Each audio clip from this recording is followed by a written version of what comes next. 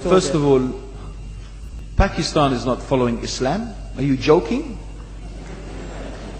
I'm saying not Pakistan, we have 90% Muslim. Muslim means follow Islam. But Muslim, what Muslim? What Muslim? I remember 15 years ago, it's not today and I heard it's worse, 15 years ago I remember going to a wedding in Pakistan. A wedding where men and women were mixing freely. Where the bride was dancing on the stage with all the male members of the family dancing on the stage. I am sure somewhere around, we probably hidden in a corner then, but I hear now it's open, drinking alcohol. What Muslim are we talking about? This was 15 years ago. Now I hear it's even worse. Oh yes, they're Islam. When the bride and the groom are walking to the car, they're holding the Quran over their head for blessing. That Islam? That's not Islam. What Islam is that? That's exactly the thing I'm talking about. That's why Muslims are in such a mess. Because of this nonsense, this hypocrisy, actually they are insulting the Quran by doing that. Amongst all of this haram, they think that the Quran, holding it over their head, is going to bless them because they're holding it. What is that? Where did they get this from? So, I don't know what we're talking about. In fact, this is the problem. You see, the Muslim world itself is so far from Islam. So many you find here in India.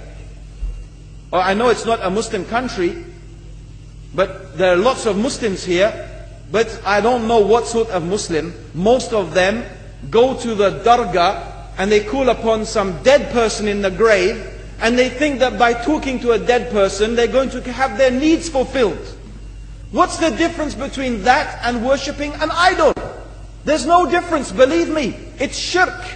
I've seen it myself with my own eyes. I'm praying in the masjid, the adhan goes, the people are praying in the masjid, and the people in the dargah are not coming to the mosque to pray. They're still going around the dargah and making all their whatever the things they do.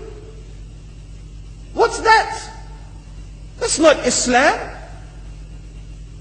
You go to many countries, you find Pakistan, you want to see Islam in Pakistan. You know, in England, in every street corner we have a pub. You know what's a pub? You know what's a pub? Like a bar, you know, a place where you sit and drink alcohol. Yeah? Yes? In Pakistan, believe me, they have something worse than that. Yes, worse. On every street they have a picture of a palm. Everywhere you see it, hanging from the windows. They have the picture of a palm. What's that advertising? Something worse than drinking alcohol. An invitation to disbelieve in Allah. That they're going to read your hand and tell your fortune. Shirk. It's shirk. Whoever believed, the Prophet said, sallallahu alaihi wasallam, whoever visits a fortune teller out of curiosity, Allah will not accept their prayers for 40 days. Whoever believes in the fortune teller has disbelieved in Allah and His Messenger.